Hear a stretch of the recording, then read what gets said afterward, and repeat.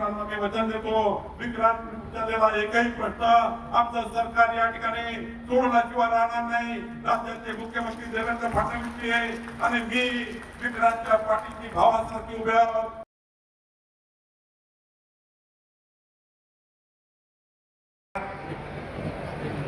तिकडे जरा मागे सांगा, मागे आमच्या बहिणी वाढदिवसाकडे आलेत ना, दोन्ही हात वर करा आणि आता 10 मिनिट शांत बसा. 10 मिनिट शांत बसा. वाढदिवस जो ज्यांचा वाढदिवस साजरा करतोय तो आपल्याकरता 365 दिवस 18 तास काम करतोय आणि आपण साजरे करणारे लोक 1 तास शांत बोलू शकत नाही.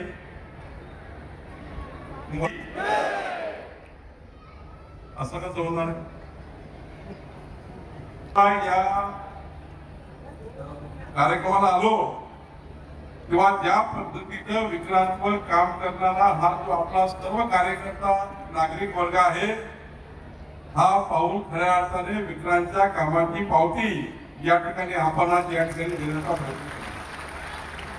विक्रांत पाटील सारखा एक कर्तव्यदक्ष दमदार युवा नेता महाराष्ट्राच्या राजकारणामध्ये अत्यंत सक्रियपणे खऱ्या अर्थाने समाजाच्या शेवटच्या व्यक्तीच्या कल्याणाकरता काम करतो आहे.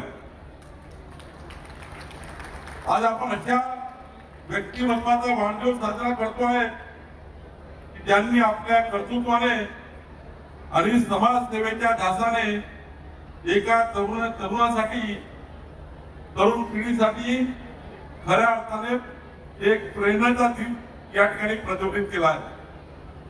खरं तर विक्रांत पाटीलला शुभेच्छा देत असताना मला गोष्टीला आनंद होतोय की आपण अशा व्यक्तिमत्वाला शुभेच्छा देण्याकरता आलो आहे, जे व्यक्तिमत्व आज आपल्या जीवनातले 365 दिवसापैकी 18 तास रोज समाजाच्या शेवटच्या गरीब माणसाच्या कल्याणाचा विचार करता अशा व्यक्तीच्या कार्यक्रमाच्या व्यक्तीच्या अशा नेतृत्वाच्या वाढदिवसाला मी आलो आहे. लोकांच्या विश्वासाला न्याय देण्यासाठी एक जबाबदारी आहे आणि या ठिकाणी विक्रांत पाटील ते सिद्ध केलेली आहे आणि मला या गोष्टीचा अभिमान आहे. मी जेव्हा पनवेलला 3 वर्षापूर्वी आलो होतो, वाढदिवसाला आलो होतो, मी पक्षाचा अध्यक्ष होतो, विक्रांत माझा महासचिव होता. मी तेव्हा सांगितलं होतं, जेव्हा पुढच्या वेळेस मी वाढदिवसाला येईल तेव्हा विक्रांत पाटील विधानमंडळामध्ये गेल्याशिवाय राहणार नाही. माननीय राज्याचे मुख्यमंत्री देवेंद्र फडणवीसजींनी विक्रांत पाटील मधला हिरो तपासला.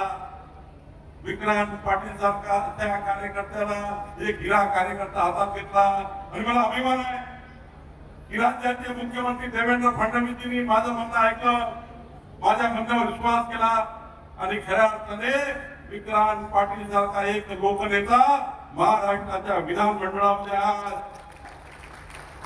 एक प्रचंड शक्तिशाली आमदार म्हणून त्या ठिकाणी काम करतोय. मी आज तुम्हाला दुसरा शब्द बोलून जातोय, पुढच्या 5 वर्षांनी मी जेव्हा वाढदिवसाला येईल तेव्हा विक्रांत पाटील, कारण विक्रांत आता डिलिमिटेशन होणार आहे. आता पनवेलमध्ये आमचे प्रचार ठाकरे असणार आहे.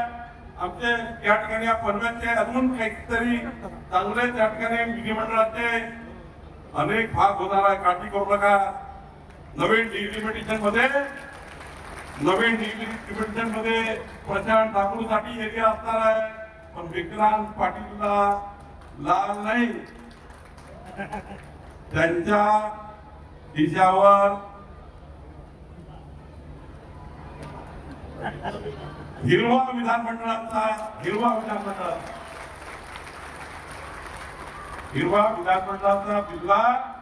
आमचे पार्टीचे अध्यक्ष रवींद्र चव्हाणजी आणि माननीय मुख्यमंत्री देवेंद्र फडणवीसजी त्यांच्या खऱ्या अर्थाने या ठिकाणी हिरवा विधिमंडळाचा जो आमचा सन्मानाचा बिल्ला आहे, म्हणजे महाराष्ट्र विधानसभेमध्ये विक्रांत पाटील या खऱ्या अर्थाने लोकनेता म्हणून निवडून जाण्याची मला माहिती आहे पनवेलचे 2-3 मतदारसंघ होणार आहे, काळजी करू नको. बाळासाहेब तुम्ही केलेल्या मेहनतीचं आता हे फळ आहे, काळजी करू नका.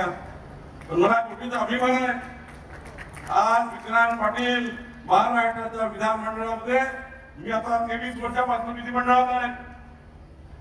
मी 14 ते 19 सुद्धा 5 वर्ष ऊर्जा मंत्री होतो. आता हे महसूल मंत्री आहे.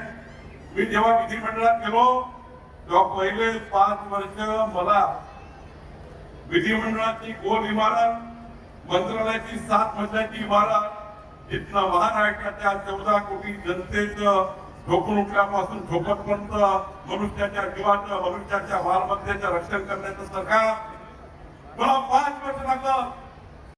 मुख्यमंत्री देवेंद्र फडणवीसजी, मी सारे मंत्री, एकही प्रश्न असा नाही तो विक्रांतचा सुटत नाही. विक्रांतने मांडलेलं ते अटकाने सोडवण्याचं कामामध्ये सरकार करतं. मला गोष्ट अभिमान आहे, जेव्हा विक्रांतने आपला प्रश्न आणला, या ठिकाणी लोकांच्या नैनामध्ये लोकांच्या खरेदी विक्री होत नव्हत्या. नैनामध्ये हजारो लोक ज्यांनी जमीन घेतली, ज्यांनी प्लॉट घेतले, खरेदी विक्री होत नव्हत्या. विक्रांत पाटील प्रश्न मांडला आणि आज मला या गोष्टीचा अभिमान आहे. किती विचारा विक्रांत